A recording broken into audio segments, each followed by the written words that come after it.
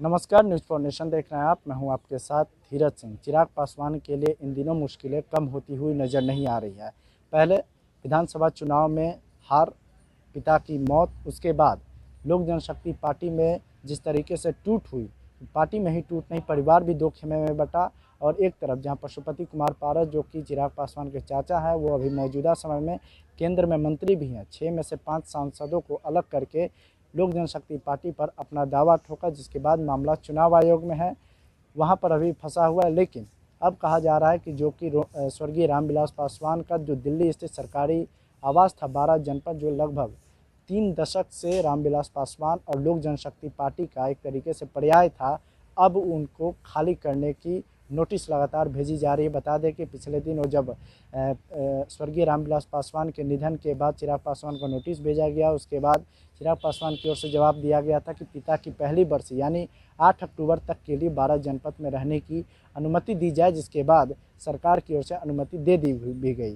लेकिन कहा जा रहा है कि अब 12 जनपद खाली करने के दबाव में अब वो बंगला रेल मंत्री अश्विनी वैष्णव के नाम अलॉट हो गया है, जिसके बाद कहा जा रहा है कि 8 अक्टूबर के अल्टीमेटम के बाद चिराग पासवान को यह बंगला खाली हो जाएगा, जिसके बाद लोक जनशक्ति पार्टी और चिराग पासवान का नया जो पता है वो बदल जाएगा। बता दें कि अभी दिल्ली स्थित नॉर्थ एवेन्यू में मौजूद है, जहां पर चिराग पासवान जब बंगला खाली करेंगे, उसके बाद इसी जो 23 नॉर्थ एवेन्यू बंगला है चिराग पासवान के नाम से बतौर सांसद उनको पहले से ये अलॉट किया गया था। अब कहा जा रहा है कि इसी बंगले में खाली करने के बाद लगातार यहाँ रहेंगे।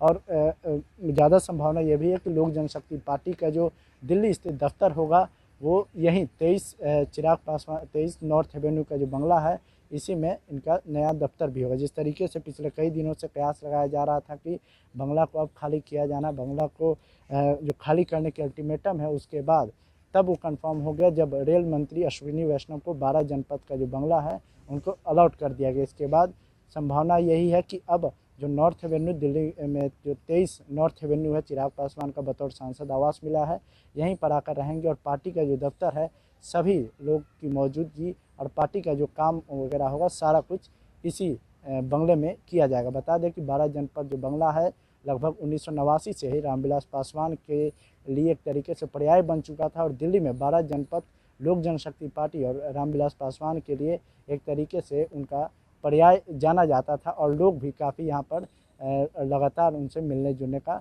काम करते थे। लेकिन जब बंगला खाली कर दिया जाएगा तो कहीं ना कहीं एक राजनीतिक रूप से जो चिराग पासवान और लोक जनशक्ति पार्टी के लिए एक बड़ा झटका होगा। फिलहाल इस खबर से जुड़ी जो कुछ भी अपडेट होगा, न्यूज़ फॉर नेशन आप तक लगातार पहुंचाता रहेगा। इस वीडियो पर आपकी क्या राय है, हम कमेंट बॉक्स में बताएं। अब तक हमारे न्यूज़ फॉर नेशन चैनल को सब्सक्राइब नहीं किए, चैनल सब्सक्राइब कर लें। और इस वीडियो अगर फेसबुक पर देख रहे हैं तो पेज को लाइक करें, फॉलो करें। शुक्रिया।